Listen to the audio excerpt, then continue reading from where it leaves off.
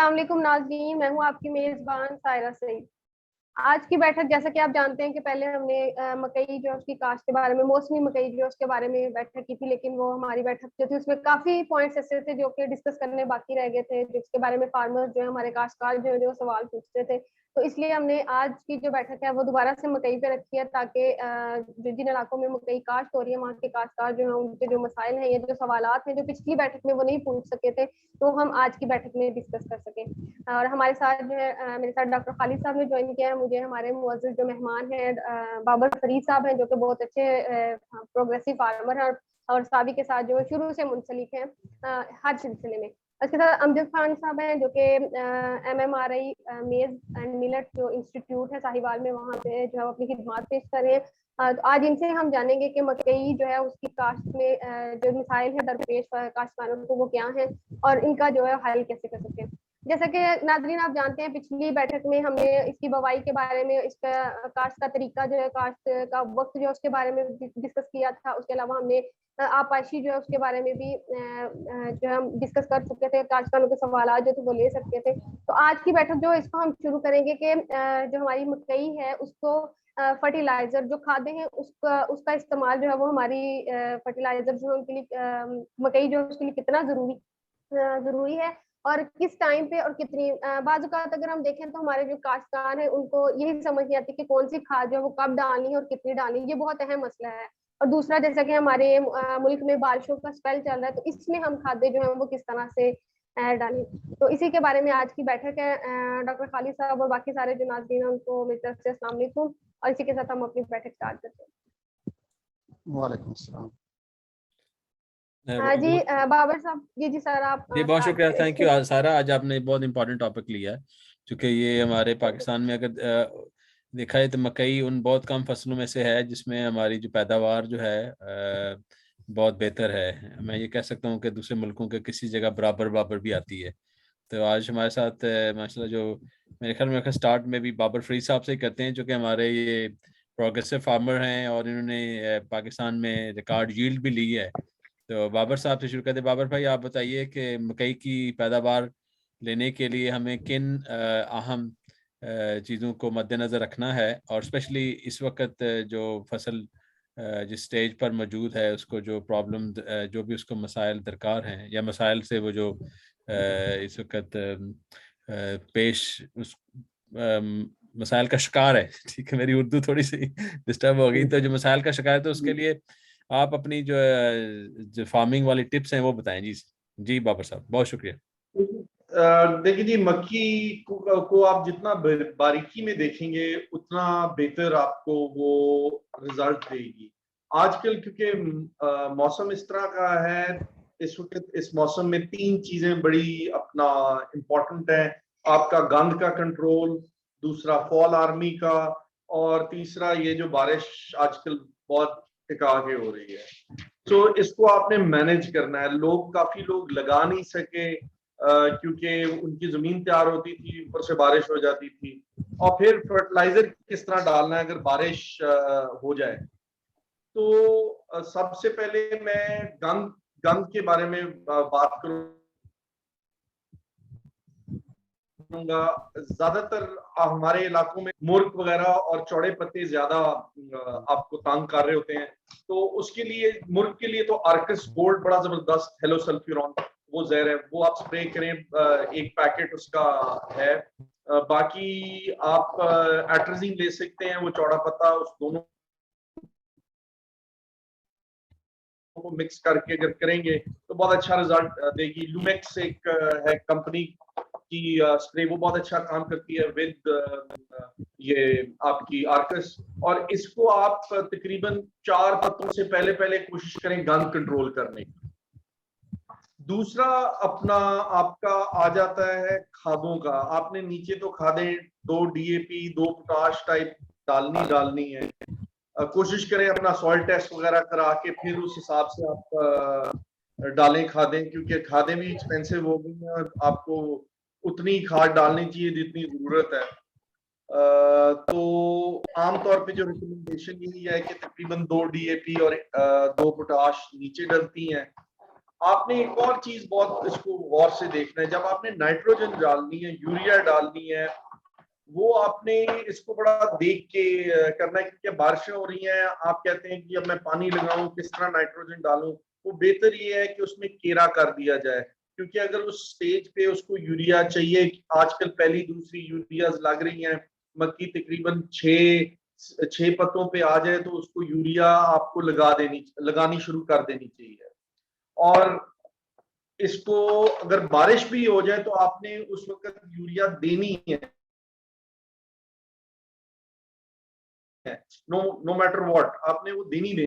दूसरा मैं आपको रिकमेंड करूंगा, आपकी जो फॉल आर्मी वर्म का जो मसला है, उसमें आप इसको शुरू में ही पकड़ें, यानी आपकी मक्की जब आप लगाएं, 10वें दिन की मक्की हो जाए तो आप इसको स्प्रे करें टैंकी में 50 ml ल्यूफेरॉन, 50 ml एमामेक्टम, इन दोनों का पर 20 लीटर्स के हिसाब से आप इसको स्प्रे करें। और इसको वो नोजल या जो ड्रॉपलेट्स ज्यादा बनाती है उससे आप स्प्रे करें, बिकॉज फॉल आर्मी वर्म को आपने शुरू में ही पकड़ लेना है। और फिर उसके बाद मेरी जो प्रैक्टिस है, मैं एक खुद दानेदार बनाता हूँ, जो लूफेरॉन, एमामेक्टम और फेप्रोनेल की मिक्सचर है, वो हम वेजरी को कोट करते हैं और वो अपना उसमें डालते हैं, तो वो हम 10वें दिन स्प्रे करके उसके अगले 7वें 8वें दिन जिस तरह ही कोंपल बनती है वो हम 3 या 2 बार डालते हैं, और इससे हमें बिल्कुल फॉल आर्मी वर्म का बिल्कुल कोई मसला नहीं आता। तो ये चीजें जरा गौर से बंदे को देखनी चाहिए। जी sir, thank you so much. जैसे कि हम सबको पता है कि फाल आर्मी वर्म और कॉम्पल मक्खी जो है वो इसका मकई पे बड़ा हमला होता है, ये काफी नुकसान पहुंचाती है। उसके लिए आपने भी सजेशन दी। इसके अलावा अमजद खान साहब जो है वो भी एंटोमोलॉजिस्ट है, तो हम उनसे भी डिटेल जो है वो डिस्कशन करेंगे कि इन कीड़ों से बर वक्त जो है वो किस तरह से हिफाजत कर सकते हैं किस काश्तकार अपनी फसल की। सर मैं आपसे पूछ चाहूंगी कि जो खादें हैं, खादों का अगर हम देखें कि मकई की, अगर मैं पूछूं कि मकई की जो फसल है उसको कौन सी खादें कितनी मिकदार में दरकार होती है, और सही वक्त क्या है खाद को अप्लाई करने का। समटाइम ऐसा होता है कि खाद अप्लाई तब कर दी जाती है जब उसकी जरूरत नहीं होती, तो वो खाद जो है वो ऐसे कहने के जाया ही हो जाती है। तो इसके बारे में थोड़ी काश्तकारों की रहनुमाई फरमाएं, ताकि हमारी जो है वो फसल की बढ़ोतरी भी अच्छी हो और हमारी खादों का और पैसों का इतना काश्तकारों का ज़या भी ना हो। देखिए जी, फॉस्फोरस तो आपको नीचे डालनी चाहिए, आपकी डीएपी जो है वो तो आपको नीचे ही डाल देनी चाहिए। पोटाश जो है वो आप एक बैग नीचे डालें, कोशिश करें ब्रांडेड फर्टिलाइजर डालें, या ड्रिल के साथ जब आप मक्की लगा रहे हो तो उसके साथ, या आप खेले निकाल रहे हो तो वो केरा हो जाए। जो आपकी पोटाश है बाकी, वो आपने इसकी 6 पत्तों से लेके शोल्डर तक, जब ये मक्की नहीं आती, इसमें ये अपनी 80% पोटाश ले जाती है। लोग आमतौर पे गलती ये कर जाते हैं, इधर पोटाश डालते नहीं है और पोटाश को सेव कर लेते हैं कि जी जब वो फ्रूटिंग पे आएगी या फ्लावरिंग पे आएगी तब हम पोटाश डालेंगे। तो वो उस वक्त उसको चाहिए सिर्फ 5 to 10% है, तो उसका फायदा ही नहीं है। उससे बेहतर है कि ना ही डालें। तो अगर डालनी है तो पहले डालें। ये इसका टाइम पीरियड है जब ये 6वें पत्ते से ऊपर जाती है, 6वें और कह लें 15वें पत्ते के दरमियान या टैसलिंग के दरमियान, इधर पोटाश बहुत जरूरी है। और आजकल जो 6 पत्ते पे जिन्होंने जुलाई अगस्त में लगाई हुई होगी 20 के बाद, उनकी 6 से 8 पत्तों पे आई हुई होगी, उनके अगले 20 दिन के अंदर यूरिया भी सारी कंप्लीट होनी है। तो यूरिया जो आया है वो भी आप तकरीबन टैपलिंग तक अपना 75% यूरिया जो आपने देनी है वो कंप्लीट कर लें, और बाकी जो 25% है उसको आपने R2 के ऊपर देना है। यानी जब ये दोदे जीरा सा बना जाए या ये छली चीर के इसका क्रॉसिंग का अमल कंप्लीट हो जाए और छोटे छोटे चिट्टे चिट्टे दाने बनाना शुरू कर दे, उस वक्त देनी है, ताकि उस वक्त इसका एक स्पाइक आता है बिटवीन R4 और R3, जिसमें उसको ये नाइट्रोजन, फास्फोरस और पोटाश तीनों की जरूरत होती है, थोड़ी थोड़ी मिकदार। क्योंकि नाइट्रोजन लीच डाउन जल्दी हो जाती है, तो इसको हम अगर स्प्लिट करेंगे तो जरा बेहतर इफेक्ट आए। जी sir, thank you so much sir. एक तो हमारे खाद को अप्लाई करने का भी होता है कि इसको फ्लड करें या ब्रॉडकास्ट करें, तो इसके बारे में भी थोड़ी रहनुमाई फरमा दें। और दूसरा ये कि हमारे आजकल बारिशें बहुत ज्यादा हो रही हैं, तो इस सिलसिले में भी आप क्या रहनुमाई करेंगे काश्तकारों की? इसमें तो एक तो आपाशी का भी आ जाता है कि पानी जिन अगर तो वो इन बारिशों से फायदा उठा लें, फसल की अच्छी देखभाल करें, तो उनकी जो पानी की बचत है वो भी हो जाएगी। और दूसरा जर्मिनेशन का, उसकी जो है मकई की, उस पर क्या असर होता है, उसको किस तरह से महफूज रखें, इसमें भी थोड़ा सा आप रोशनी फरमा दें। देखिए, जो जर्मिनेशन और जो ऊपर ये अपना क्रस्टिंग हो जाती है या वो सख्त हो जाती है जमीन, वो तो आपको अपनी जमीन की साफ बेहतर करनी पड़ेगी। वो आपको उसमें ऑर्गेनिक मैटर डालना पड़ेगा। आप अपनी जो मकई के टांडे वगैरह हैं जो आप या जला देते हैं या बेच देते हैं, उसको क्रश करना पड़ेगा। दाना आप ले लें, उसको क्रश करेंगे तो उस जमीन की साख चेंज होगी। मैंने अपनी जमीन की है। मेरे आज से 2 3 4 साल पहले इसी तरह बारिश के स्पेल्स में मैं जब मक्की लगाता था, जिसी तरह लगाता था, अगर उसके ऊपर बारिश पड़ जाती तो उसको बड़ा मसला आता था उगने में। तो हम क्या करते थे, हल्का सा पानी लगा देते थे ताकि वो जमीन सॉफ्ट रहे, मगर उसके बावजूद भी जर्मिनेशन इफेक्ट होती थी। ये जब से मैंने अपनी बकाया जात क्रश करना शुरू की है, इस साल हमने, जब हमें मौका मिला, हमने अपनी मक्की लगाई है।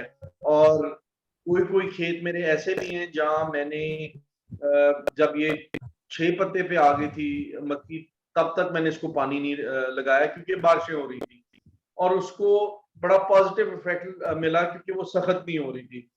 अब यूरिया की क्योंकि एप्लीकेशन का मसला ज्यादा होता है, तो आपने बारिश हो ना हो, जो भी है, जो उसकी स्टेज आ गई है, उस स्टेज के ऊपर आपने उसको नाइट्रोजन देनी देनी है। अगर वो आप मिस करेंगे तो आपका यील्ड में लॉस होगा, और वो लॉस कवर नहीं होगा अगर आप बाद में नाइट्रोजन देंगे। तो ये छठे पत्ते से इसको नाइट्रोजन देनी शुरू कर देनी चाहिए, और टैसलिंग से तकरीबन कोई 5 6 दिन पहले इसकी नाइट्रोजन जो 75% नाइट्रोजन है वो कंप्लीट कर दें। तो बेशक बारिश हो या ना हो, अगर बारिश हो गई है तो केरा करें। अगर पानी लगा सकते हैं तो फिर ऑब्वियसली फ्लडिंग से आप जो हम फर्टिगेशन करते हैं उससे जाएगी आपकी नाइट्रोजन। जी सर, बहुत शुक्रिया। नाइट्रोजन वगैरह और दूसरी जितनी भी अहम खादें, अगर उसके मुतालिक हमारे काश्तकार जो, अगर उनका कोई सवाल है तो वो हमसे कमेंट सेक्शन में भी पूछ सकते हैं। हम जो है वो लाइव सेशन में जो है वो आपके सवालात के जवाब जो है वो दे देंगे।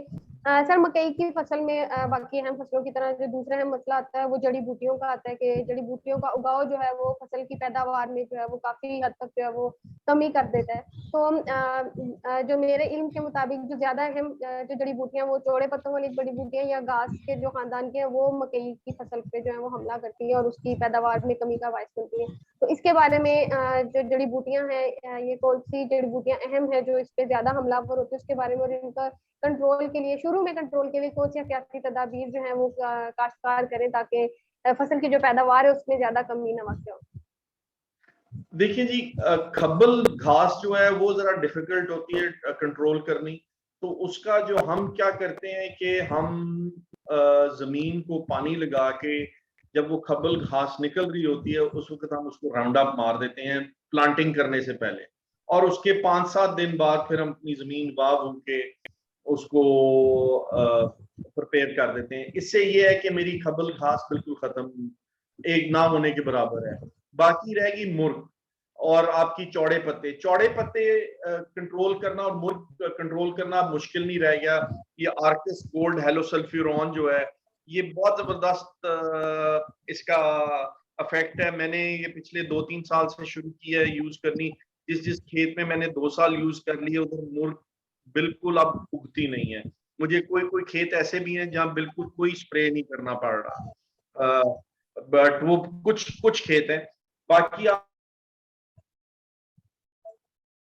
आजकल वो एक वो लेली और वो दूसरी ये वाली है, वो एट्रोजीन से बड़ी आराम से कवर हो जाती है। ल्यूमैक्स है, मार्केट में बहुत सारे प्रोडक्ट्स हैं जिसमें आप, और कोशिश करें इसको 4 पत्ते से पहले पहले कवर करने की, और कोशिश करें जब गंद 2 पत्तों पे हो, जरा उसको थोड़ा सा वतर उस जमीन में अच्छा हो, तब आप उसको स्प्रे कर लें। मैं आमतौर पे पहले प्री इमर्जेंट करता था इन दिनों, बट मुझे फायदा इसी का हुआ है कि मैं लगा के तो 10वें 15वें दिन जब 2-2 पत्तों पे आप गंद आ जाता है, उसके ऊपर मैं ल्यूमेक्स और आर्कस करके स्प्रे कर देता हूँ, तो बिल्कुल साफ हो जाती है मेरी जमीन।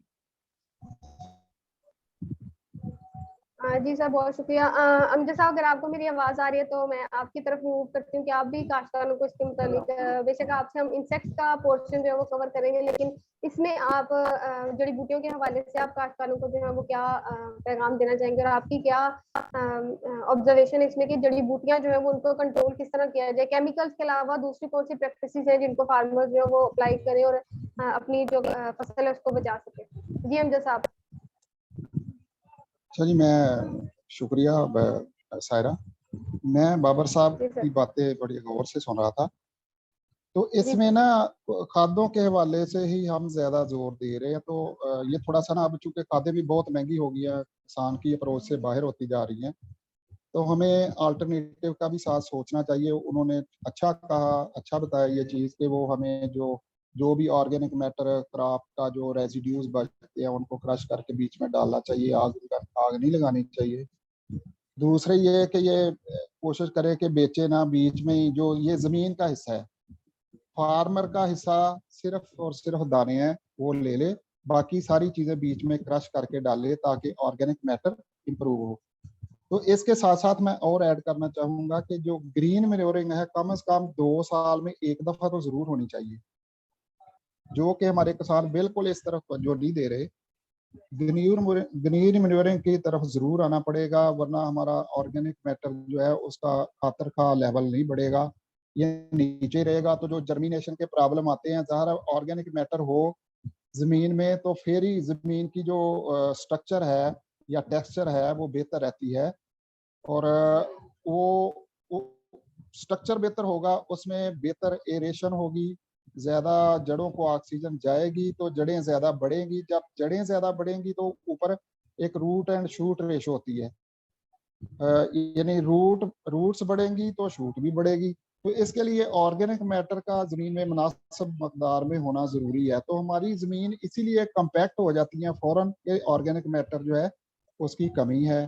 तो खासकर इस तरह के एनवायरनमेंट में अभी जो बारिशें हो रही हैं, इसमें हमारी जो है ज़मीन, इससे फौरन ऑक्सीजन निकल जाती है, ज़मीन कंपैक्ट हो जाती है ऑर्गेनिक मैटर कम होने की वजह से।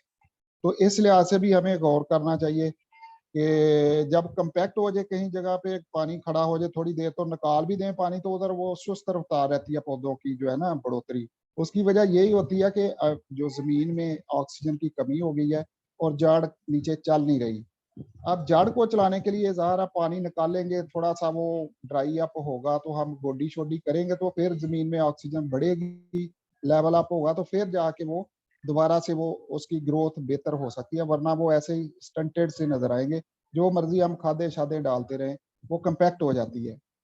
तो मकसद बात करने का ये है कि ऑर्गेनिक मैटर की तरफ हमें तवज्जो ज़्यादा देनी चाहिए, कि उसमें साथ ग्रीन मैन्योरिंग की तरफ, उसमें हम डेंचा क्रॉप बड़ी बेहतरीन ग्रीन मैन्योरिंग उसकी होती है, वो हम कर सकते हैं।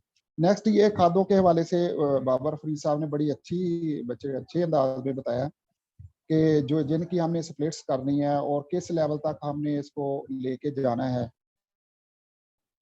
यानी कि सारा का सारा जो है खादों का हमने बिफोर वेजिटेटिव ग्रोथ जो है उससे पहले पहले इसको कंप्लीट कर लेना, ताकि ये जो है खादों का मरला वो छली जब लग जाती है तो फिर उसके बाद तो नहीं, वेजिटेटिव ग्रोथ से सॉरी रिप्रोडक्टिव ग्रोथ से पहले पहले ये हमने कंप्लीट करना है। तो ये माशाल्लाह अच्छी इंफॉर्मेशन बातें हुई हैं। तो खादों के हवाले से तो बहरहाल अच्छा, बाबर फरीद साहब ने बड़े अच्छे अंदाज में कवर किया है, और तो इसमें मेरा ख्याल गुंजाइश नहीं है बात करने। जी सर, बहुत शुक्रिया सर। हम बेसिकली हमारा आज टॉपिक जो है वो खादों का इस्तेमाल जड़ी बूटियों और कीड़े मकोड़ों का ही था, लेकिन यहाँ पे अगर मैं थोड़ा सा आपाशी के हवाले से मुझे लगता है कि थोड़ा मसला आता है, तो उसमें अगर आप थोड़ी सी रहनुमाई फरमा दें कि मकई की कौन सी ऐसी जो है वो स्टेजेस हैं, कौन सी ऐसी ज्यादा अहम स्टेजेस हैं जहाँ पे पानी की अहम जरूरत होती है। समटाइम जो है वो ऐसा होता है कि खासकर जो अहम स्टेज होती है, मरहला होता है, वहाँ पे आपाशी जो वो नहीं दे पाते। तो ये भी जो है वो पैदावार पे असर करती है कि मुनासिब वक्त पे मुनासिब टाइम पे जो है वो अगर आपाशी न दी जाए, तो इसमें भी अगर आप थोड़ा सा किसान भाइयों की रहनुमाई फरमा दें तो। सारा इसमें इरिगेशन के हवाले से या आपाशी के हवाले से जब बात करते हैं ना हम, तो इसमें मैं एक बात करूंगा कि चूंकि ये पौधा जो है एक एक मोनो टिलर, इसमें कोई और टिलर तो होते नहीं है, ठीक है ना। तो एक ही टिलर है, उसी की हमने जो सेवा करनी है, उसी की खिदमत करनी है, तो फिर वो जाके हमें रिजल्ट देता है। तो अगर इसके ऊपर मैं कहता हूं कि किसी किस्म का भी कोई एनवायरमेंटल स्ट्रेस, जो न्यूट्रिशनल डेफिशिएंसी का स्ट्रेस, या किसी कीड़े मकोड़े का स्ट्रेस आ गया, या किसी बीमारी का स्ट्रेस आ गया, तो इसने वो रिजल्ट देना ही नहीं है आप जो एक हेल्दी पौधे ने देना है। आप जो मर्जी करते रहे, तो हमने कोशिश करनी है कि किसी किस्म का भी स्ट्रेस ना इसके ऊपर आए। हाँ, पानी की डेफिशिएंसी भी ना आए।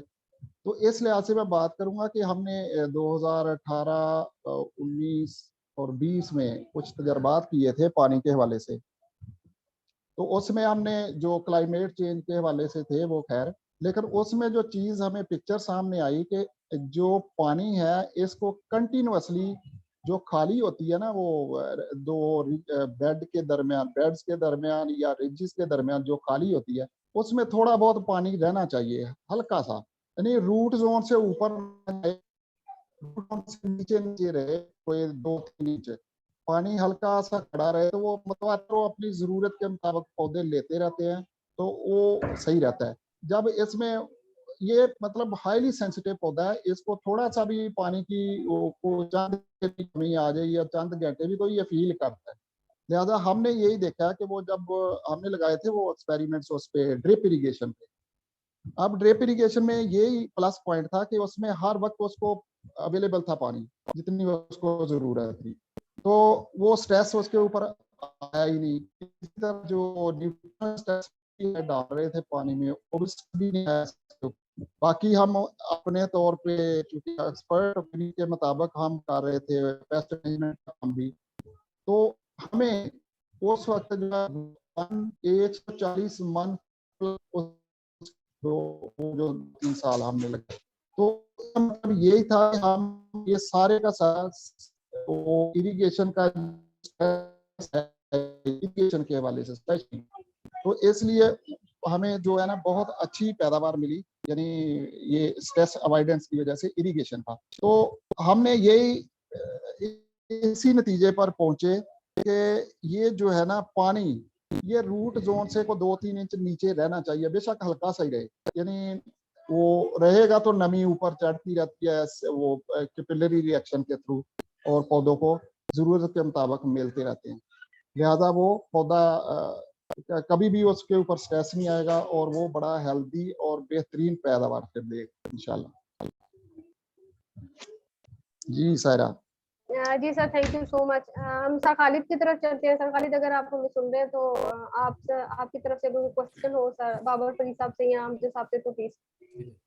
जी सर, थैंक यू सारा अगेन। आई थिंक ये जो हमारी बैठक का मकसद होता है कि हम जो है ना, एक तो हम पैदावार जो ले रहे हैं और जो ट्रेडिशनल तरीके से कर रहे हैं, और हम किस तरीके से जो है अपनी पैदावार को नेक्स्ट लेवल पे लेके जाएं। तो उस चीज़ के लिए हमें थोड़ा सा जो है एक्स्ट्रा एफर्ट करनी पड़ती है, या ज़्यादा थोड़ी सी मेहनत करनी पड़ती है। जैसे अभी बहुत अच्छे तरीके से माशाल्लाह डॉक्टर साहब ने बताया, अमजद साहब ने, कि क्योंकि ये पौधा बड़ा सेंसिटिव है, जिसकी हमें जो है उसकी जो ज़रूरियात हैं उसकी देखनी पड़ेंगी हर स्टेज के ऊपर।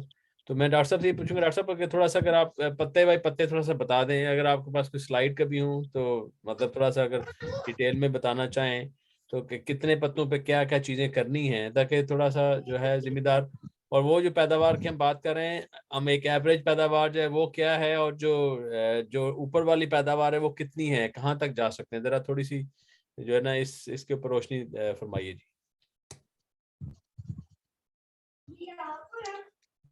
जी डॉक्टर अमजद इस साहब, हवाले से मैं बात कर रहा हूँ। एक तो एवरेज पैदावार लेता है एक फार्मर, और हम बात कर रहे हैं कि जी अगर 100 मन 120 मन लेनी है, जो कि हमारे पास अब बाबर फरीद साहब बैठे हैं, इन्होंने 160 मन लिए थे। कितने लिए थे बाबर साहब आपने रिकॉर्ड? क्या मतलब आपका भारिया वाली मकई का तो मुझे रिकॉर्ड का पता है, लेकिन इस वाले थोड़ा सा बताइए कि कहाँ पर जो है गुंजाइश क्या है, मतलब क्या कहते हैं कि बुलंदी कितनी है, कितने तक हम पहुंचे हुए?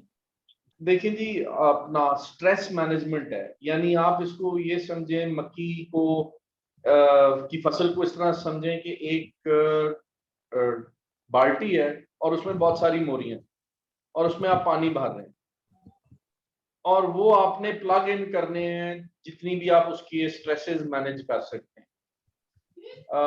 मैंने जी 2021 की जो फसल थी बहारिया, उसमें हम 172 को टच किया, मगर उसमें मेरे पास ये भी मुशाहिदे हैं, कोई कोई मेरे एकड़ ऐसे भी थे, उसमें ऐसे ऐसे जगहें भी थी जो 250 को भी टच कर सकती थी अगर हम स्ट्रेस मैनेजमेंट कर सकें। तो अपर लिमिट है, हमारी गलतियां होती हैं जो हम ये आहिस्ता आहिस्ता उसको वो नेगेटिव इफेक्ट होता है। एनवायरनमेंट ऑब्वियसली वो हमारे हाथ में नहीं है। इस साल गर्मी इतनी थी, उसको स्ट्रेस मैनेजमेंट करके भी हम हार्डली 110 120 तक पहुंचे इस गर्मियों में। बट छली ठीक थी, मगर वो ग्रेन फिलिंग में जो छली का वजन था वो नहीं इतना जबरदस्त था। सो इसको आपने मैनेज करना है। आप इसकी जितना इसकी बारीकी में जाएंगे उतना ये आपको रिजल्ट देगा। जितना आप इसको सही तरह मैनेज करने की कोशिश करेंगे, फ्रॉम आपके ऑर्गेनिक मैटर से, आपकी खादों से, और स्पेशली जो सबसे बड़ी गलती फार्मर जो करता है वो इसको जल्दी तोड़ लेता है। वो इसको कच्चा और 5.5 में तोड़ लेता है, या हाफ मिल्क स्टेज पे तोड़ लेता है, या फार्मर छली छीलता है, उस पे नाखून वो उसका खुब जाता है, वो समझता है कि छली पक गई है। अब उस स्टेज पे अगर तोड़ लें और इसको फुल R6 पे लेके जाएं, 40% वजन का नुकसान है। तो ये एक बहुत बड़ी गलती करता है फार्मर। फिर नाइट्रोजन की एप्लीकेशन जो है, मैंने मेरे मुशाहिदे में ये आया है, वो बहुत अर्ली करना शुरू कर देता है। मेरे हिसाब से आपकी आजकल की जो फसल है, जब तक ये 6 पत्तों पे ना जाए आप इसको नाइट्रोजन नहीं दें। अगर नीचे आपने खाद दी हुई है, यानी नीचे आपने एक से 1.5 DAP या 2 DAP दी हुई है, 1 पोटाश दी हुई है, तो आपने इसको यूरिया छठे पत्ते से पहले नहीं देनी, बिकॉज उसको उस वक्त तक छठे पत्ते तक पहुंचने तक उसको सिर्फ 3 से 4 किलो नाइट्रोजन की जरूरत है। और अगर हम उसको 150 किलो का बैग दे देंगे तो वो ज्यादा वो लीच डाउन हो जाएगा, वो उतना ही लेगा जितना उसको जरूरत है। उसको मे बी अगले हफ्ते, पूरा हफ्ते में मे बी कोई 10 किलो या 20 किलो की नाइट्रोजन की जरूरत होगी, तो बाकी जो है वो सब जाया हो जाएगी। तो अगर हम ये सोचें कि हमने ये खाद दे दी और पौधे ने उठाई नहीं है, तो उसका मतलब ये नहीं है कि उसको मिल गई है वो खाद। तो टाइमिंग बहुत जरूरी है। आपने ये स्पेशली इसके दो टाइमिंग बहुत ही इंपॉर्टेंट है। एक, जब ये अपने मक्की गोडे के आप खड़े हो तो आपके गोडे के साइज पे आ जाए, तो वो तकरीबन 6 से 7 पत्ते 8 पत्ते की स्टेज होती है। उस वक्त छली डिसाइड करती है कि उसने कितनी लाइनें बनानी है, 15 बनानी है, 16 बनानी है, 14 बनानी है, 12 बनानी है, 18 बनानी है, 20 बनानी है। यानी आपने यील्ड पोटेंशियल की तरफ जाना है, यानी उस हाइब्रिड का या उस मक्की का लेट से अगर 22 लाइनें हैं वो बना सकता है, तो हमने अगर कोई गलती की है तो उसकी वजह से हमारी वो 14 बनी है या 16 बनी है या वो 18 बनी। तो वो आमतौर पे नाइट्रोजन एप्लीकेशन भी होता है, वो वीड मैनेजमेंट भी होता है, वो मकई ये कीड़ों का स्ट्रेस भी हो सकता है। तो जितना आप ये स्ट्रेस एलिमिनेट करते जाएंगे, जितना आप, और मैं यूरिया के बाद पोटाश को सबसे ज्यादा अहमियत दूंगा इसमें मक्की में, क्योंकि पोटाश जो है ये हैवी फीडर ऑफ पोटाश है। यानी ये पोटाश इस तरह लेती है, इसकी अपनी जरूरत से ज्यादा भी ये पोटाश उठा लेती है। लेट्स से अगर आप जिसको कहते हैं ना, इसको शौक है यूरिया, नाइट्रोजन और पोटाश खाने का या एसिमिलेट करने का इसको शौक है, तो वो आप जितनी देंगे उतना हेल्दी पौधा आपका रहेगा, उतना लॉजिंग से बचेगा, उस पे कीड़े भी कम आएंगे। फिर आपको गर्मी का स्ट्रेस बहुत बचाएगी पोटाश, बिकॉज ये इसकी स्टोमाटा ओपनिंग और क्लोजिंग में इसका बहुत अमल दखल है। यानी पत्ते के अंदर वो छोटी छोटी मोरियां होती हैं, उसके इर्द गिर्द एक किस्म के गेट्स होते हैं जो वो खुलते और बंद होते हैं, और उसके अंदर पोटाश का वो उसको हेल्प करती है खोलने और बंद करने में। तो मक्की अपना टेम्परेचर रेगुलेट इस तरह करती है, पानी इस तरह लेती है। तो ये 2-4 चीजों के ऊपर खसूसी अगर आप अपना फोकस करेंगे तो आपको बहुत अच्छा रिजल्ट आएगा। और सबसे इम्पोर्टेंट बात जो है वो ये है कि जब आप ये मक्की लगा रहे हो, आपको यकसा उगाव करना है। अगर आप इवन इमरजेंस नहीं कर सकते तो रिसर्च के मुताबिक आप मक्की का तकरीबन 150 मन की एवरेज जो है वो आप लूज कर लें। यानी जो अगर लेट से आपकी मक्की का यूज पोटेंशियल है 450-500 मन, यानी परफेक्ट कंडीशन में, परफेक्ट एनवायरनमेंट में हर चीज हम उसको परफेक्ट दें तो वो शायद 500 मन निकले। तो वहां से वो नेगेटिव बटन दबाती है पहली गलती पे कि आपकी यकसा उगाव नहीं है, तो उसने 120 मन उड़ा देना सीधा सीधा। तो ये चीजें हैं, इसके ऊपर ये आसान नहीं है क्योंकि ये सिर्फ लैंड लेवलिंग से नहीं होता। ये आपने कितना गहरा बीज लगाया है, किस तरह उसको मॉइस्चर मिला है, कितना उसको दबाया है, ये सारी चीजें इस पे इम्पैक्ट करती हैं कि आपकी वो इवन इमरजेंसी। तो ये चीजें हैं कुछ। जी बाबर भाई, मैं देख रहा था कि पाकिस्तान वैसे अगर देखा जाए जो दुनिया के मुकाबले में हमारी जो औसतन पैदावार है ना तकरीबन 5 टन है पर हेक्टर कर लें। जी जी तो जो टॉप प्रोड्यूसिंग कंट्री हैं जो उसमें न्यूजीलैंड है, उसकी 12 टन है।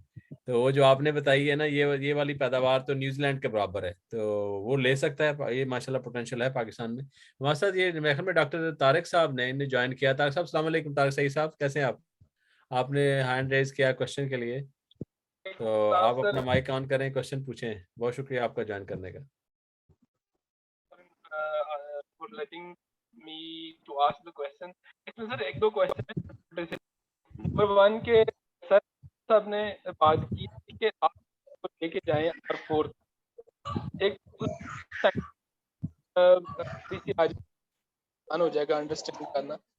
सेकंड ये कि नॉर्मली जो पाकिस्तान के अंदर जो ऑटम सीजन की इसकी यील्ड कम होती है, कि क्या रीजन है अदर देन टेम्परेचर? बहुत शुक्रिया तारिक साहब। मेरे ख्याल में आपकी आवाज़ थोड़ी कट रही थी। अगर हमजा साहब से स्टार्ट करते हैं। हमजा साहब आप पहले अगर आंसर देना चाहें, फिर हम बाबर भाई की तरफ आते हैं। जी हमजा साहब। सॉरी, मैं सवाल सही समझ नहीं सका क्योंकि बीच में ब्रेक हो रही थी आवाज। थोड़ा सा रिपीट कर दे, आप कर दे, बता दे कि क्या पूछा इन्होंने। जो मैं समझ सका हूँ, मेरे ख्याल में मैंने दूसरे वाला सवाल तो सुन लिया, पहले वाला मुझे भी सुनाई नहीं दिया सही तरह से। तारिक भाई अगर आप रिपीट कर, वैसे कह रहे थे कि ये कॉटन वाले जो बेल्ट में जो ग्रो होती है मकई, वहां पे पैदावार कम होती है, क्या उसकी वजह आपकी गर्मी की वजह है? क्योंकि आप पहाड़ी वाले इलाके में जो है वहां पर ये काफी मकई पैदा होना शुरू हो गई है। तो एक तो ये सवाल था। पहला सवाल आप सही साहब दोबारा बताइए तारिक साहब। सर मेरी आवाज आ रही है? अब सही आ रही है। जी जी, पहले बीच में जी आ रही है, अब आ रही है। जी मेरा क्वेश्चन था बाबर साहब से। उन्होंने थोड़ा एडवाइस कर रहे थे नाइट्रोजन की recommendation letter eight R4 stage, तो उसकी कोई साइंटिफिक रीजन अगर सामने आ जाए, थोड़ा अंडरस्टैंड करने में आसानी हो जाए। और सेकंड क्वेश्चन था कि ऑटम सीजन की जो मेज है हमारे यहाँ, उसकी प्रोडक्शन कम क्यों आ रही है कंसिस्टेंटली, रादर देन टेम्परेचर का इफेक्ट जरूर है, तो अदर देन दैट क्या रीजन हो सकती है पॉसिबल?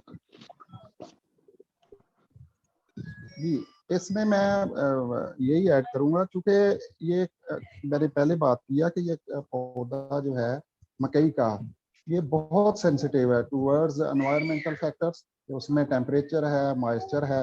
आपको याद है कि इन्हीं दो की वजह से 2019 में जो ये काश्त थी, मतलब ये मौसमी काश्त थी, उसमें सितंबर के महीने में वो फ्लावरिंग आई थी और बहुत सारे इलाकों में दाने नहीं लगे थे। उसकी वजह यही थी कि मॉइस्चर हाई थी और टेम्परेचर भी हाई था। तो मॉइस्चर हाई होने की वजह से जो होता है ना एवापोट्रांसपिरेशन पौधे की सरफेस से, वो हो नहीं सका। और जो कूलिंग इफेक्ट था पौधे का, पौधे का जो सेल्फ टेम्परेचर रेगुलेटरी मेथड होता है वो वर्क ना कर सका। उस वजह से जो है वो ओवरऑल जो फील्ड की कंडीशन बनी उसमें यही हुआ कि वो पोलन अबार्शन होगी हाई टेम्परेचर की वजह से।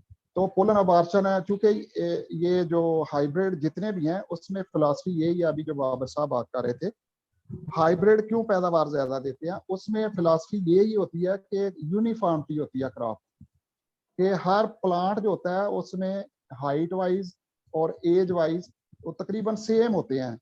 अगर उनमें भी यूनिफॉर्मिटी नहीं आएगी तो वो तो फिर हम तो उसको हाइब्रिड कहते ही नहीं है।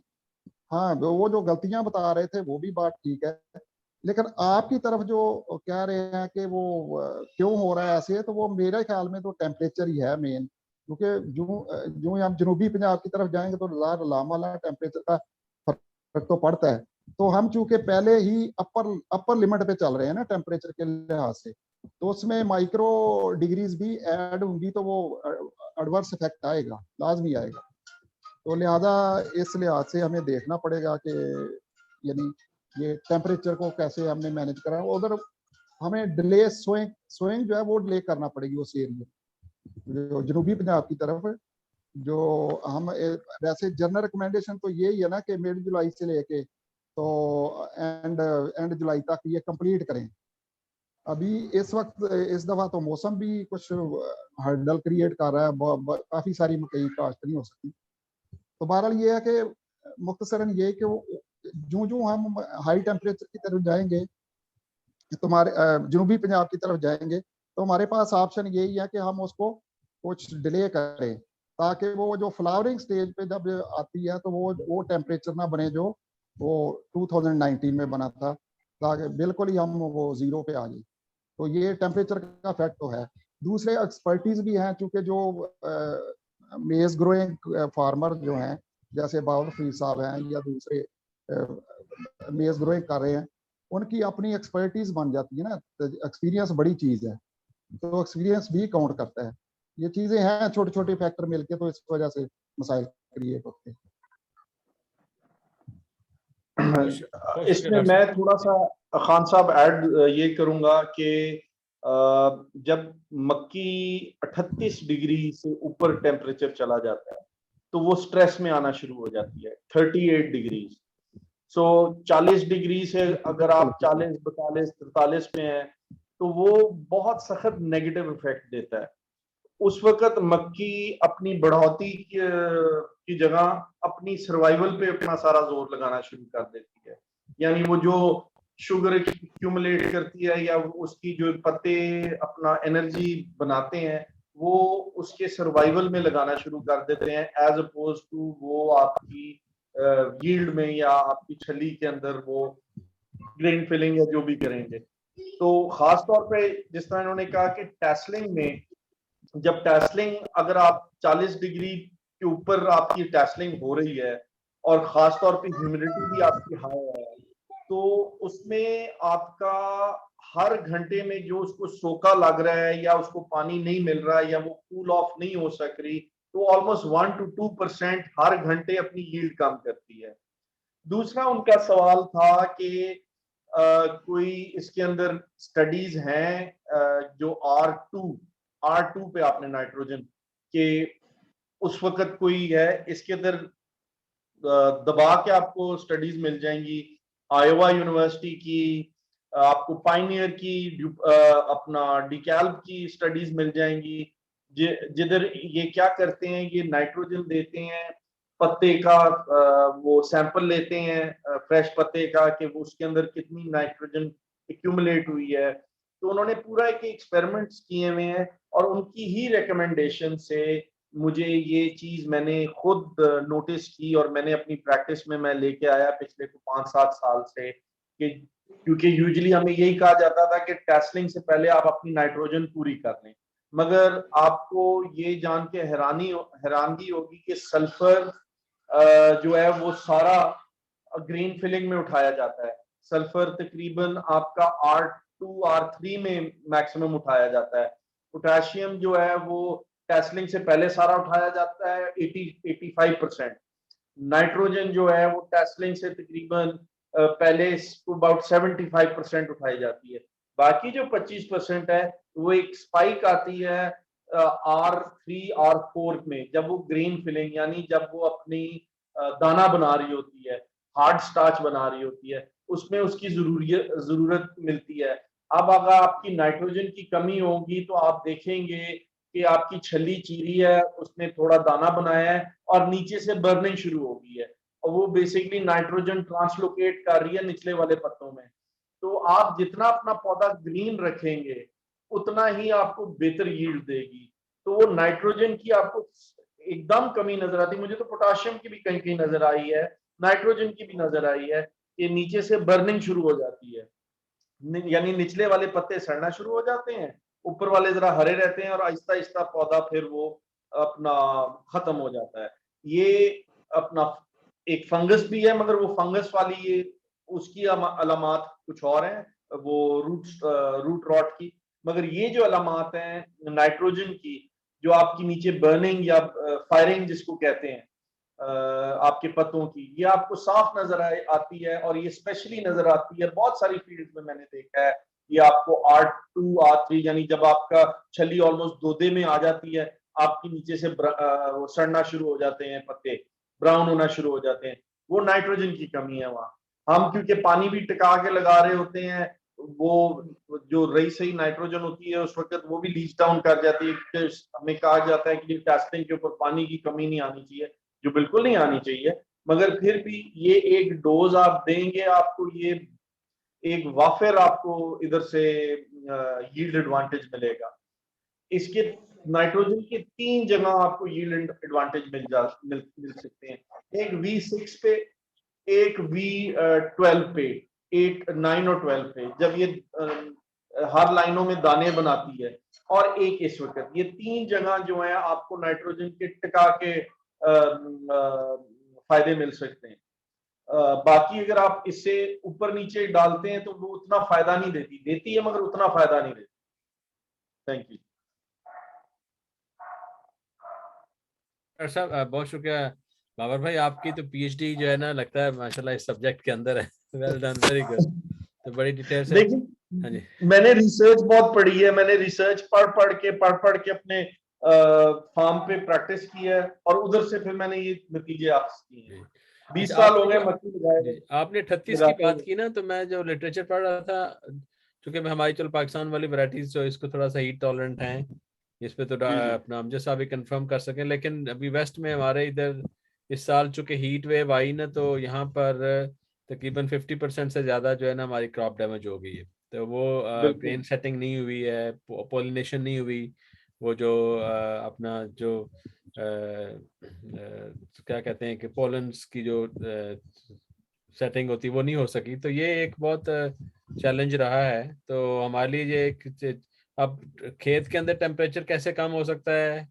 अब चूंकि हीट तो है, लेकिन उसमें अगर इरिगेट करके आप थोड़ा सा टेम्परेचर, इरिगेशन से क्या टेम्परेचर हमारा फर्क पड़ता है खेत के अंदर? बिल्कुल जी, इरिगेशन से बिल्कुल पड़ता है। काश मेरे पास निशात की तरह स्प्रिंकलर्स लगे हुए होते तो फिर तो मसला ही कोई नहीं। आपने मसनूई बारिश की और आप बेहतरीन है।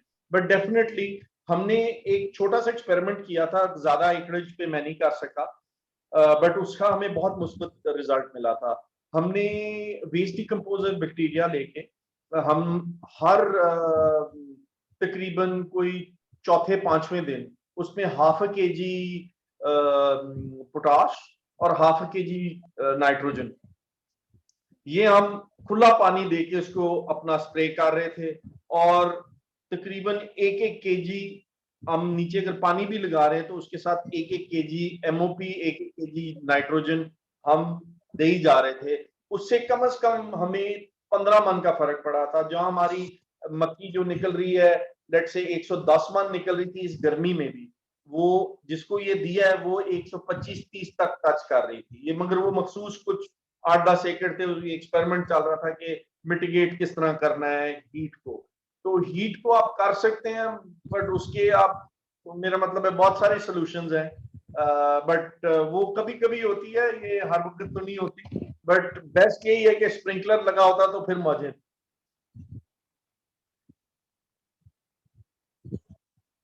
एक्सक्यूज मी बहुत बाबर शुक्रिया साहब, फरीद। इसमें मैं कुछ ऐड करूंगा जी जी कि जो बातें चल रही हैं इसमें सारा फोकस ही हमारा उस तरफ चला गया, न्यूट्रिशन की तरफ। पहले तो अब चलो टेम्परेचर की तरफ आए हैं।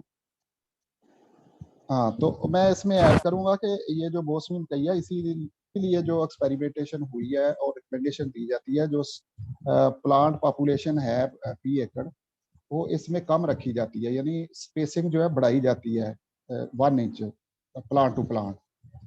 वो उसका मकसद यही होता है कि चूंकि हमारा कंट्री जो है इसमें दो बड़ी लिमिटेशंस हैं कि स्प्रिंग में जब हम क्रॉप लगाते हैं शुरू में टेम्परेचर ज़रा डाउन होता है, लेकिन मुनासिब हो जाता है जल्दी मार्च अप्रैल में। आगे फिर जो है वो इतना हाई हो जाता है कि वो भी स्ट्रेस की तरफ ही हमें ले जाता है। ये एक लिमिटेशन होगी। अब मौसमी मकई में स्टार्ट में तो चलो बारिशें बुरशें होती हैं, टेम्परेचर थोड़ा हाई होता है, तो ये होगी। तो आखिर पे जब मतलब मकई जाती है ना रिप्रोडक्टिव स्टेज की तरफ, तो उस वक्त टेम्परेचर डाउन होना शुरू हो जाता है। तो वो इतना डाउन हो जाता है कि बाज का जो लेट सोइंग होती है उसकी वो पकते पकते वो दिसंबर जनवरी तक नेक्स्ट चला जाता है वो पकाई उसकी। तो ये लिमिटेशंस हैं हमारे नेचुरल, तो इसको हमने देख के इसीलिए रिकमेंडेशन बनाई जाती है ना। तो बहरहाल ये जो कूलिंग इफेक्ट के लिए जो मैं बात करना चाहूँ, तो ये स्पेसिंग जो प्लांट टू प्लांट इसीलिए ज्यादा रखी जाती है मौसमी मकई में, क्योंकि मॉइस्चर हाई होती है। उस वजह से एनवायरमेंटल मॉइस्चर की हाई होने की वजह से इवेपो ट्रांसपिरेशन का रेट जो है वो डाउन चला जाता है। इसी वजह से पौधे का जो सेल्फ कूलिंग सिस्टम है वो सही वर्क नहीं करता। तो ये जब हम स्पेसिंग बढ़ाते हैं पौधों प्लांट टू प्लांट स्पेसिंग बढ़ाएंगे तो फिर वो वेंटिलेशन जरा इंश्योर होती है कि क्रॉप की वेंटिलेशन बेहतर हो जाती है। एक ये, दूसरे लाइट का जो है, चूंकि लाइट इंटेंसिटी कम होना शुरू हो जाती है जल्दी ही टेम्परेचर भी डाउन होना शुरू हो जाता है, तो ये लाइट इंटेंसिटी को जो है अवेल करने के लिए भी स्पेसिंग रखी जाती है ज्यादा। तो ये दो चीजें हैं मेन, लाइट को यूटिलाइजेशन और उसका जो टेम्परेचर जो है उसके इफेक्ट को जो है स्ट्रेस को कम करने के लिए ये किया जाता है। तो ये भी एक चीज है कि स्पेसिंग को बेहतर रखें। बाकी बाबर साहब, आपने एक जिंक की बात नहीं आपने की, जिंक नहीं आप डालते इसमें अपनी क्रॉप में? नहीं जी, जिंक बहुत इंपॉर्टेंट है। हम एक्चुअली जिंक के अलावा हम इसमें बोरॉन भी डालते हैं, मैग्नीशियम भी डालते हैं, मैग्नीज भी डालते हैं, कोबाल्ट भी डालते हैं, निकल भी डालते हैं। ये मैं एग्रीकल्चर माशाल्लाह, यूनिवर्सिटी से माइक्रो न्यूट्रिएंट्स बनवा रहा हूँ और वो वहां से मैं ले रहा हूँ। ये मुझे एक मल्टी माइक्रो न्यूट्रिएंट पैकेज सा है, वो मैं 2 लीटर फ्लड करता हूँ और 200 ml स्प्रे करता हूँ। और फिर मैं इसको ये V4 पे, और फिर मैं इसको टैसलिंग से कुछ कह लें 1 हफ्ता पहले 2 लीटर फिर फ्लड करता हूँ। जिंक और ये मैग्नीशियम माइक्रो न्यूट्रिएंट्स तो बहुत इंपॉर्टेंट है, वो भी हैं डेफिनेटली। माशाल्लाह, गुड। अच्छा, मैं थोड़ी सी अर्ज करूंगा कि अभी टाइम चूंकि थोड़ा रह गया, तो मैं कुछ सम अप करना चाहता हूँ कि अल्टरनेटिव पूछा गया था, मैं भूल ही गया कि इसका जो केमिकल कंट्रोल वीडीसाइड्स का उसके अलावा क्या कंट्रोल हो सकते हैं। तो उसमें यही है कि जब हम लैंड प्रिपरेशन करते हैं तो इसमें 2 या 3 दफा जब हल चलाते हैं तो उसमें वक्फा दे लिया करें मुनासिब, यानी 5 से 7 दिन का वक्फा दे के ना, तो फिर वो हम कल्टीवेशन करें ना, एक मतलब एक हफ्ते में एक दफा कर ली, फिर दूसरे में कर ली। उसमें ये होता है कि जो वीड्स के सीड्स ऊपर आते हैं ना फर्स्ट कल्टीवेशन के साथ, उसकी इमरजेंस हो जाती है। तो जब हम नेक्स्ट वीक कल्टीवेशन करते हैं तो वो खत्म हो, उसकी वो जो है वो दब जाते हैं नीचे, वो ज़ाया हो गए सीड। जो नीचे और होते हैं वो नेक्स्ट फिर ऊपर आते हैं, उनकी जर्मिनेशन होती है। फिर थर्ड टाइम जब करते हैं तो फिर इस तरह से करके काफ़ी हद तक हम उनके सीड्स को ज़ाया कर सकते हैं कल्टीवेशन के थ्रू, यानी लैंड प्रेपरेशन के वक्त। तो नेक्स्ट ये है कि जब हमने सोइंग कर ली तो उस वक्त क्या हो सकता है, जो छोटे किसान है वो तो कर सकते हैं, या जो बड़ा किसान है वो कर सकता है, जैसे वो कन्वेंशनल तरीका है गोडी शोडी का। तो वो चूंकि हमारा जो हमारे जो आते हैं कुछ, मैं सॉरी टू से कि हम मेहनत की तरफ तो जाते नहीं है, शॉर्टकट्स ढूंढते रहते हैं। तो अभी वक्त की ज़रूरत भी है कि हम मैकेनिकल की तरफ, ये जो वीड्स कंट्रोल जो है जैसे गोडी के साथ, या अब तो मशीनें भी आ गई हैं इंटर वो जो करते हैं होइंग करते हैं प्लांट रोज के दरमियान, वो भी आ गया, उनको भी देखा जा सकता है। तो ये यानी मैकेनिकल भी है और मैनुअल भी है तरीका। और ये जो मैंने बताया कि लैंड प्रिपरेशन के वक्त हम इस तरह वक्फा दे लेना ये कल्टीवेशंस में, तो उससे भी हम सीड्स को ज़ाया कर सकते हैं। ये हैं चंद एक तरीके जो शुरू में हम अडॉप्ट करें तो काफ़ी हद तक वीड्स को कंट्रोल किया जा सकता है नॉन केमिकल तरीके से। बाकी अगला जो सेगमेंट है वो मतलब कीड़ों वाला, खास कर मैं बात करना चाहूँगा फाल लश्करी सुंडी के हवाले से। वो इस वक्त बहुत तबाही कर रही है। मैं तो चूंकि फील्ड में ही रहता हूँ तो काफ़ी बाज लोगों को तो अपने फील्ड भी कल्टीवेट करना पड़ जाते हैं। तो उस हवाले से मैं यही बात करूंगा, किसानों को एडवाइस करूंगा और जितने भी स्टेक होल्डर्स हैं कि वो इसको जब लगा लेते हैं मकई को तो इसको वीकली वंस जरूर करें। मैं तो 2 दफा कहता हूँ कि अब चूंकि हालात इस तरह के हो गए हैं कि ये करना पड़ेगा, हमें ना चाहते हुए भी करना पड़ेगा, वरना हम कुछ नहीं गेन करेंगे। तो ये फाल लश्करी सुंडी के हवाले से हमें वीकली कम से कम जरूर अपनी क्रॉप की पेस्ट स्प्रेइंग करनी चाहिए। तो उसका मैं आपको तरीका बता देता हूँ कि एक है 5 पॉइंट मेथड। 5 पॉइंट मेथड उसमें यह है कि 25 गज या 25 मीटर आप हर कोने से अंदर जाएं, पॉइंट लगाएं, 4 पॉइंट बन जाएंगे, 1 2 3 4 पॉइंट। एक तरीका एक सेंटर में पॉइंट लगा लें, 5 पॉइंट हो गए। हर पॉइंट से आपने सिर्फ 20-20 पौधे केयरफुली स्टडी करने हैं। अगर किसी 20 पौधे करेंगे और उसमें नोट करेंगे कि कितने पौधों के ऊपर फाल लश्करी सुंडी का हमला है, तो अगर तो वो बीच में नजर आया कहीं भी तो हमें फिर फौरन उसका कुछ तदारक करना पड़ेगा। चूंकि हमारे यहाँ जो ETL है, पाकिस्तान में हर कंट्री का ETL लेवल डिफरेंट होता है। हमारा ETL चूंकि पहली लश्करी सुंडी जो एग्जिस्ट पहले ही करती हैं, वो जो लेटूरा और एक्सिवा, वो नजर आए तो हम कहते हैं फौरन नजर अपीयरेंस पे ही हम कंट्रोल की तरफ जाते हैं। तो ये तो उनसे बहुत ज्यादा खतरनाक है। लिहाजा मैं ये समझता हूँ कि इसका ETL जो है वो फौरी जब नजर आए तो फौरन करें, कुछ ना कुछ इसका कंट्रोल की तरफ जाएं। तो स्टार्ट में चूंकि ये इंतहाई खतरनाक सुंडी है जो पत्तों को खा जाती है, तो स्टार्ट में अगर आ जाए तो ये तो पौधों को खा लेगी, छोटे छोटे होते हैं उनको वैसे पूरा ही खा लेगी, तो मसाइल हो जाते हैं। बाकी इसकी तो मैं वीकनेसेस है जिसके बारे में बात करना चाह रहा हूँ कि वीकनेसेस ये है कि इसकी जो है वो अंडे देती है पत्तों के नीचे 100 150 200 तक अंडे देती है। और वो बंच जो है वो इस कमजोरी यूज कर सकते हैं। जो कम जमीन वाले किसान हैं उनको ट्रेस आउट करके कर सकते हैं, या इवन कि उनसे इमरजेंस होती है, सुंडियों छोटी होती हैं एक जगह पे, उनको उनके बंचेस को इकट्ठा किया जाता है। नहीं नेक्स्ट अगर जाए कि अगली कमजोरी लेवल की ये है कि बैठना है, उधर ही खाना है, इसमें अंदर को टिश्यू या नरम और नाजुक पत्ते टिश्यूज हैं उनको खाना पसंद करती है और खाती खाती नीचे हो जाती है और उधर बैठी जाती है। अमजद साहब आपकी आवाज काफी कट रही है और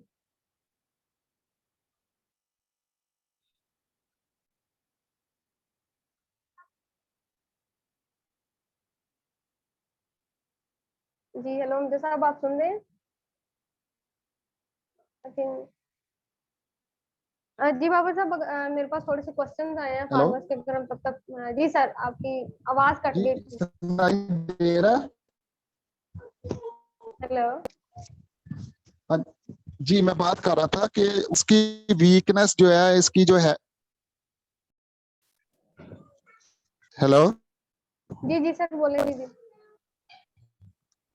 मैं बोल रहा हूँ कि उसकी जो वीकनेस है अंदर बैठने की, वो कॉम्पल के अंदर बैठती है दिन को, तो उसको हम उधर से हम पकड़ सकते हैं। उस तरह के जब स्प्रे करते हैं ना हम लोग, तो एक लाइन को लेके चलाइए स्प्रे में। एक तो पिछला टाइम जो है वो बेस्ट है, दिन का पिछला टाइम, उस वक्त स्प्रे की जानी चाहिए। चूंकि बारिश को देखते हुए, मौसम को देखते हुए पिछले टाइम करनी चाहिए।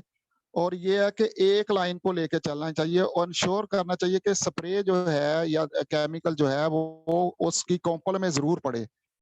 इस तरह हमें 100% रिजल्ट मिलते हैं। तो अल्हम्दुलिल्लाह हम इसे ले रहे हैं। तो इसमें थोड़ी सी जो लोग इधर उधर करके करते हैं ना, जैसे कन्वेंशनल तरीके से स्प्रे, ये कुछ पौधे जाते हैं और वो जो है फिर कंट्रोल हमें पार्शली मिलता है, फुल मिलता है। हेलो जी सर, बहुत शुक्रिया सर। फाल लश्करी सुंडी के अलावा आजकल जो है वो कॉम्पल की मक्खी शूट फ्लाई का अटैक जो है वो भी मकई पे जो है वो काफी देखा जा रहा है, तो इसके बारे में भी आप थोड़ी सी रहनुमाई फरमा लें। वैसे कॉम्पल की मक्खी की बात करें, कॉम्पल की मक्खी से इस समय बहुत कम इसका हमला होता है, क्योंकि ये आती है ठंडे मौसम में। जब ज्यादा दिन बादल रहे हैं तो फिर इसका अटैक हो सकता है इस मौसम में, या वैसे टेम्परेचर बादल ज्यादा दिन रहने की वजह से डाउन हो जाए तो फिर आता है इसका, या कहीं बागात हूँ बहुत ज्यादा तो उसके बीच में मकई लग जाए तो उधर भी कूलिंग इफेक्ट होता है बागात का, तो उधर मैंने देखा है कि इसका अटैक काफी आ जाता है। तो मकसद बात करने का ये है कि ये ठंडे मौसम में इसका अटैक ज्यादा होता है और इसका अटैक ज्यादा से ज्यादा 1 महीने तक रहता है। तो बहरहाल इसकी अलामत यही है कि पत्ते जो हैं वो स्प्रिंग की तरह एक दूसरे के गिर्द लिपट जाते हैं।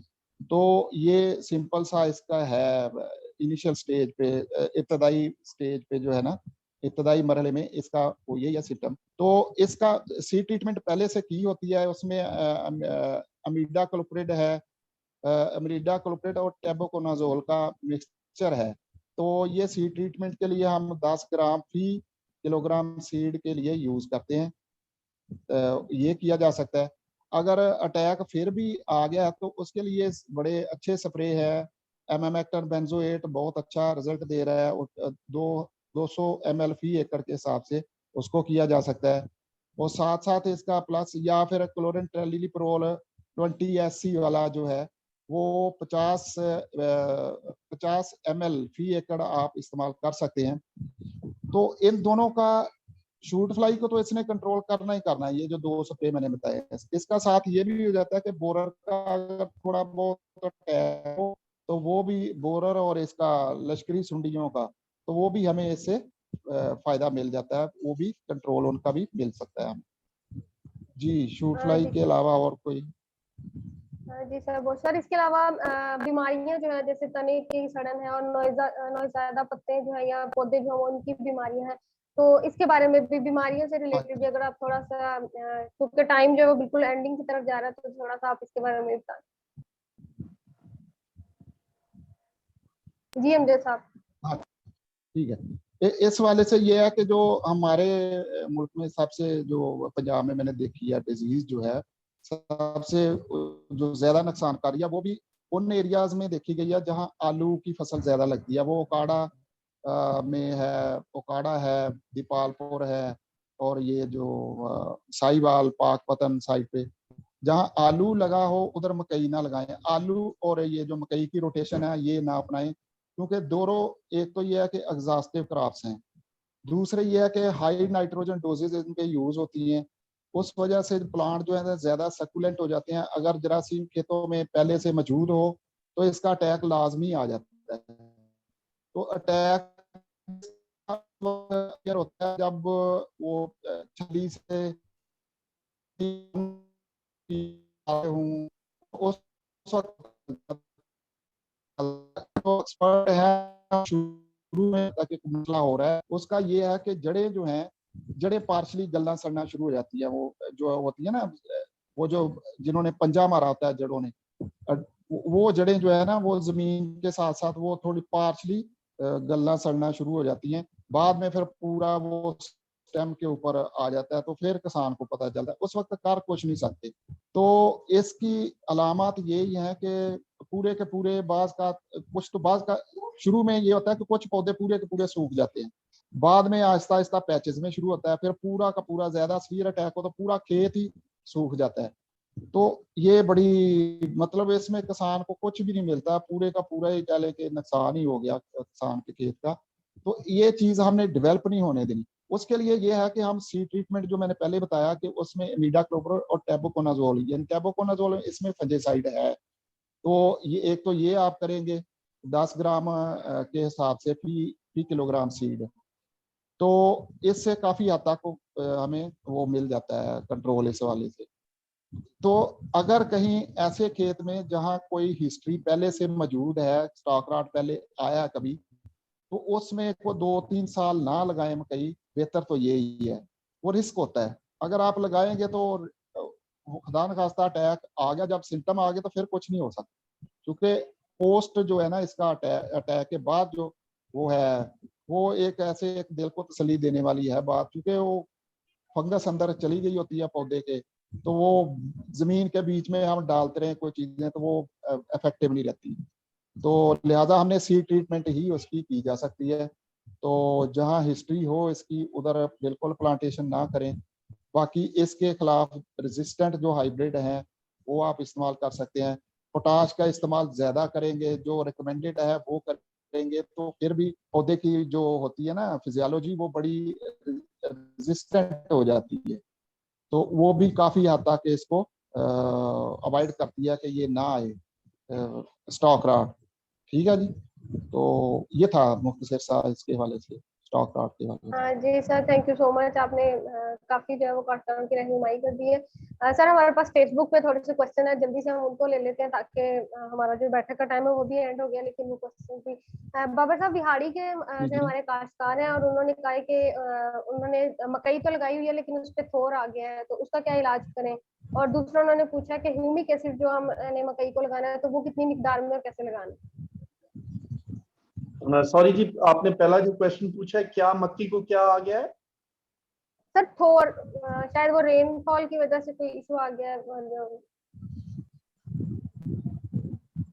तो मेरा ख्याल उन्होंने लगाई होगी तो ऊपर वो जो क्रस्टिंग हो जाती है वो होगी। अच्छा, क्रस्टिंग हो गई। हाँ देखिए जी, मक्की अगर निकल आई है तो उसको हल्का हल्का पानी लगाएं ताकि मॉइस्चर की वजह से वो क्रस्टिंग टूटे। अदरवाइज अपना जमीन को बेहतर करें, उसके अंदर अपने बकाया जात करें। बाकी उन्होंने जो ह्यूमिक एसिड किया है, वो ह्यूमिक एसिड आप इसको कोशिश करें हर नाइट्रोजन के साथ दें, थोड़ा थोड़ा 2-2 लीटर करके, क्योंकि वो भी कोई लीचिंग को कम करता है, चीज फर्टिलाइजर की लीचिंग को कम करता है, वो जरा बाइंड कर जाता है। तो ह्यूमिक एसिड लगना चाहिए, लगाएं, जरूर लगाएं। और आप ह्यूमिक सब्सटेंसेस अपने खुद बना सकते हैं कंपोस्टिंग करके। वो थोड़ा सा कॉम्प्लिकेटेड, थोड़ा सा सीख रहे हैं, मगर इतना भी नहीं है कि कंपोस्ट अगर आपने बनाई भी है तो उसका एक्सट्रैक्ट निकाल के वो अगर आप फ्लड करते रहें 4 से 5 लीटर हर वाटरिंग के साथ, तो उसके बहुत मुस्बत इफेक्ट आते हैं। जी सर, बहुत शुक्रिया। जी सर, खालिद अब तो यू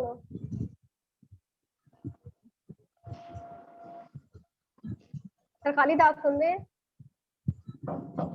मैं म्यूट था। आई थिंक बहुत अच्छी डिस्कशन रही, और मैंने भी अक्सर फार्मर से बात, मेरे गोजरे के किसान से बात हो रही थी, वो ये कह रहे थे कि इस दफा उनकी मक्की नहीं सही हो सकी, उनको ये लश्करी सुंडी जो है इसका बहुत मसला है। तो ये मसला है, ये मेरे ख्याल पाकिस्तान में और ये तो पूरी दुनिया में इस जो है ना इस कीड़े के अंदर मज़ाहमत पैदा हो रही है, तो उसके लिए मरबूत निज़ाम की ज़रूरत है। तो वो देखना पड़ेगा कि साथ वाली दूसरी फसलों पे ये कीड़ा आता है, वहाँ से इधर आता है। तो बाबर भाई, आप इसका क्या इलाज, मतलब इसके अलावा दूसरी जो मैनेजमेंट प्रैक्टिस है वो कोई मैसेज देना चाहें लश्करी सुंडी के बारे में? जी जी। देखिए जी, ये बायोलॉजिकल वॉरफेयर इसके साथ हो सकती है जो दुनिया कर रही है। आपका जो बैसिलस थेरेंजेनेसिस एक बैक्टीरिया है, उसका एक्सट्रैक्ट और उसकी स्प्रेज मिलती हैं, दुनिया में मिल रही हैं, हमारे पास यहाँ अनफॉर्चुनेटली नहीं है। मुझे वादा तो हुआ है कि शायद कल परसों मुझे एक कोई वायल मिल जाए जिसको मैं रिप्रोड्यूस करके आगे ये एक टेस्ट अपना कर सकूं। बट इससे बहुत मुस्बत रिजल्ट्स हो रहे हैं। अगर आप बैक्टीरिया लेके उसको मल्टीप्लाई करके स्प्रे करते हैं तो उससे, ये आमतौर पे वेस्ट में ऑर्गेनिक फार्मर्स भी इसी तरह ही करते हैं सुंडियों का कंट्रोल, क्योंकि खुदा ने बैसिलस थेरेंजेनेसिस को एक बहुत सारी प्रोटीन्स दी हैं, बहुत सारी तरीके से वो सुंडियों को मारता है। वो एक तरीका नहीं है, तो वो रेजिस्टेंस उसकी इस तरह पैदा नहीं होती। तो मेरे हिसाब से तो यही होगा कि हमें कोई ना कोई बैसिलस थेरेनजेनेसिस का सोल्यूशन निकालना पड़ेगा केमिकली। तो ये जिस तरह हम स्प्रे कर रहे हैं, ये आई थिंक 2-4 साल में बिल्कुल ही इम्यून हो जाएंगी जिस हिसाब से बाबर चल रही साहब, है। जी, फिर हम एक और काम कर रहे हैं, बाबर साहब, हम excuse me। अपना अमजद साहब कुछ जी कहना चाह सर, रहे हैं। अमजद साहब, सर फिर अमजद आपके साहब बाद। कुछ कहना। जी अच्छा, अमजद साहब। इसमें खालिद साहब मैं कहना चाह रहा था कि जो मैंने देखा है कि मैक्सिमम जो नेचुरल एनिमी जो है ना, सभी ये जो कीड़े हैं, खासकर सुंडियों के, इंक्लूडिंग फॉल आर्मीवर्म, इनके जो मैक्सिमम जो पैरासाइट्स है उनको हम इनवाइट कर सकते हैं अपने खेत में।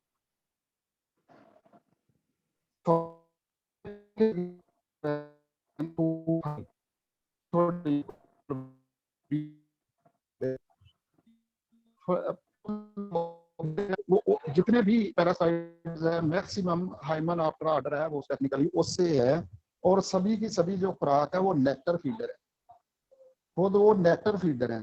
और जब हम कोई फ्लावरिंग क्रॉप लगाएंगे खेत के इर्द गिर्द, तो इसका मतलब है कि हम उनको इनवाइट कर रहे हैं। उनकी जो सेंस ऑफ स्मेल है वो बहुत हाई होती है, वो अट्रैक्ट होके उधर आते हैं और उस नेक्टर को फीड करते हैं, और उधर ही उनको अपना जो होस्ट भी मिल जाते हैं, होस्ट के एग्स मिल जाते हैं, लार्वे मिल जाते हैं, वो उनके अंदर अपनी एग ले करते हैं। तो नेचुरली हमें काफी हद तक उसका कंट्रोल मिल जाता है। और मैंने ये देखा है कि जहाँ लेंटेना बूटिया एक आपने शायद देखी हो, वो मल्टी कलर होती है बूटी, ऑर्नामेंटल प्लांट है लेंटेना, वो उसके मल्टी कलर बूटिया, छोटे छोटे फूल लगते हैं उसको। तो उसके ऊपर मैंने देखा उनकी काफी पॉपुलेशन आती है। तो वो बॉर्डर का काम भी कर सकती है, यानी प्रोटेक्शन का। तो खैर वो उस पे जिस रीजन में वो थे, मैंने खुद डाटा लिया, काफी लार्वे के ऊपर उसके अंडे थे, काफी अंडे जो है इसके सुंडी के, उनमें उनका मतलब उनकी वो पैरासिटिज्म हुआ था। तो अच्छा वो नेचुरल कंट्रोल उससे मिल सकता है। दूसरे ये कि हम उसकी मास रेयरिंग करके जो ट्राइकोग्रामा कार्ड जो हैं वो हम भूल ही गए हुए हैं। ट्राइकोग्रामा कार्ड जो है वो हाईली इफेक्टिव है। अनफॉर्चुनेटली हमारे जो मुल्क में या हमारे माशरे में वो टेक्निकली उसको सही हैंडल नहीं किया जा रहा, वरना वो बहुत इफेक्टिव है।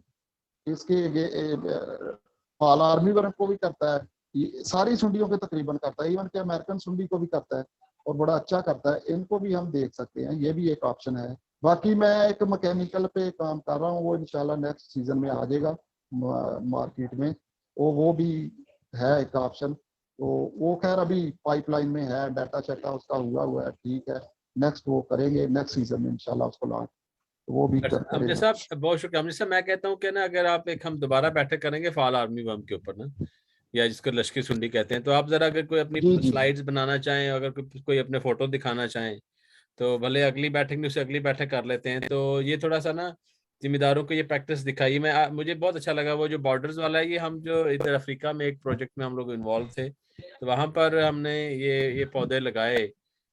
वो तो बल्कि ये था कि एक रो जो थी वो मेज क्रॉप की, मतलब मक्की की थी, साथ उसके डिस्मोडियम में होता है, डिस्मोडियम की भी स्मेल होती है ना, तो उससे भी वो जो आपके इंसेक्ट्स हैं वो भागते हैं। और फिर साइड पे उन्हें बॉर्डर्स लगाए, वहां पे वो जाके एग ले करते थे, और उधर जब उनके बच्चे होते हैं, तो वो चूंकि उसकी इतनी स्पाइक्स थी, तो उस पे वो मर जाते थे। लेकिन इस तरह पुश पुल, एक पुश पुल मेथड जो है वो उधर ICP है नाइजीरिया में, तो वहां पे उन्होंने काफी काम किया। हमारे इंस्टीट्यूट UK में उनके साथ मिलकर काम किया था। जी जी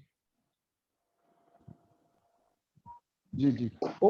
उसका तरीका ये है कि सर वो जो डेस्मोडियम है ना, वो बीच में इंटरकल्चर अल्टरनेटरी रोज के साथ मकई के साथ की जाती है, और बॉर्डर्स के ऊपर लगाई जाती है नेपियर ग्रास। नेपियर ग्रास, जी जी जी, बिल्कुल बिल्कुल बिल्कुल। नेपियर नेपियर ग्रास ग्रास के जो कि वो स्पाइक्स होते हैं। जी जी। तो जी हमें जी। ये चुके। उसमें जी सर। जी मैं कंप्लीट कर लूँ। उसमें ये होता है कि ये डेस्मोडियम जब वो ये जो आते हैं ना, बोरर और लश्करी सुंडियां सारी, इनके माथ जब एग ले के आते हैं ना, एग ले के लिए इस पे मकई के ऊपर, तो उसमें डेस्मोडियम जो है उसको उसकी स्मेल ऐसी है, उससे रिपेल होते हैं वो माथ। रिपेल होके तो वो बॉर्डर की साइड पे जाते हैं, बॉर्डर पे लगी होती है वो जो नेपियर ग्रास। अब वो मजबूरन नेपियर ग्रास के ऊपर एग ले कर देते हैं। तो जब वो नेपियर ग्रास के ऊपर एग ले करते हैं तो उनके नन्हे नन्हे बच्चे जब निकलते हैं, सुड़ियां निकलती हैं, तो वो उनके मैंडिबल्स बड़े होते हैं, वो नरमो नाजुक। तो नेपियर ग्रास बड़ी स्ट्रांग लीव है, उसका वो च्यू नहीं कर पाते, वो खा नहीं पाते, तो वो भूखे मर जाते हैं। तो वो इस तरह से हमें कंट्रोल मिलता है उसमें।